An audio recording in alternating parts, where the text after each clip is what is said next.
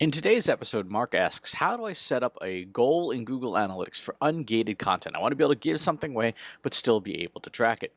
Now, the reason you would want to set up a goal for ungated content is that it lets you as a marketer feel more comfortable about giving away your content instead of putting everything behind a registration wall or paywall. Some organizations, some bosses are notoriously scared of giving away anything. They're like, no, everything's got to be registered, otherwise we don't know whether it's working or not. But we know that people are not necessarily comfortable putting in all their information into a form just to get a piece of content that they're frankly not sure is going to be worth it. So, um, how do we do this? How do we do this in a way that satisfies our boss, but also satisfies the customer? The best practice is to use Google Analytics and Google Tag Manager together. You always want to use Google Tag Manager for this sort of thing because of its tracking capabilities. It has capabilities that Analytics does, but it would require a lot of jumping through hoops. So let's go ahead and go through how to do this. First, in Google Analytics, let's create a new goal here. I'm just going to reuse this old goal slot. We're going to go into step 1 and just choose a custom goal. Step 2, we're going to choose a goal type. Let's name this download PDF, and we're going to choose an event. Hit continue. Step 3, what we want to do is specify what type of thing someone's going to be doing. So category, we're going to call this a download. Action will say they're going to click on the PDF, and label is going to be a PDF. Name these whatever you want, but keep them consistent. What I recommend you do is actually screenshot this so that you remember what you typed. So we've got this all set up here. You can specify a value in the goal, or if you want to specify an arbitrary value because you're not sure what it's worth yet in the conversion process, you could specify it here. For that sake, I'm going to use $1 as the conversion value. And again, if you've done the work to understand what the value of a download is, then put that in either in the goal in the event trigger later on, or put it here. If you're not sure, just put a 1 for right now. We're going to hit save. And now done. So we've done the download part. We've done the goal itself in Google Analytics. Google Analytics is saying, I'm ready to listen. Let's go to Google Tag Manager now. In Google Tag Manager, we now have to create the announcement that Google Analytics is going to listen for. So let's call this, let's go to tags first. We're going to create a new tag. We're going to call this download PDF. You can, again, name it whatever you want. This part is arbitrary.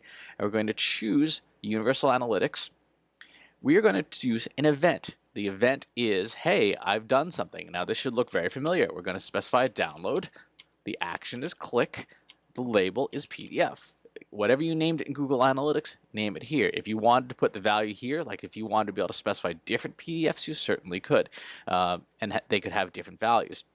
Make sure that you specify whatever your Google Analytics website value, your tracking code is. That should be pre-configured when you set up Tag Manager previously. If you haven't done that, there are other videos for that sort of thing. So we've got all this set up here. Now, next what we want to do is we want to set up the trigger that says, hey, this is when to do this.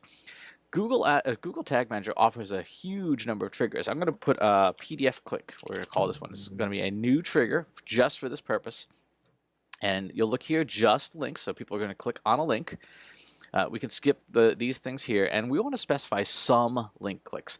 And we want to specify that the click URL contains .pdf. Now, if there's a specific PDF you want to track, you would put the name of it here, like, I don't know, freepaper.pdf. But if you want to track all the PDFs on your website, which would include PDFs that are hosted on somebody else's website, so make sure that you're clear if you want a PDF that's on your site or any PDF click that you've linked to in all your blog content, whatever, that it goes here. I'm going to hit save. And now what's happening is this event will happen when Google Tag Manager says, hey, I just saw somebody click on a PDF link on my website. Fire the tag. So we'll hit save here. And now we will publish this change. And now we are all set. What we've done is we've told Tag Manager, listen for whenever a user clicks on a PDF on our website, tell Google Analytics, hey, this event is happening. Google Analytics says, got it, I heard that event. I'm going to turn it into a goal and say that the goal happened and report it accordingly. Now you can do other stuff with this too. Now that you know how to set up that trigger, and that trigger is already preset, you can reuse it. You could set up other tags. So, for example, if you're using remarketing, for example, or conversion set as a conversion for AdWords, you could link it to other types of conversions.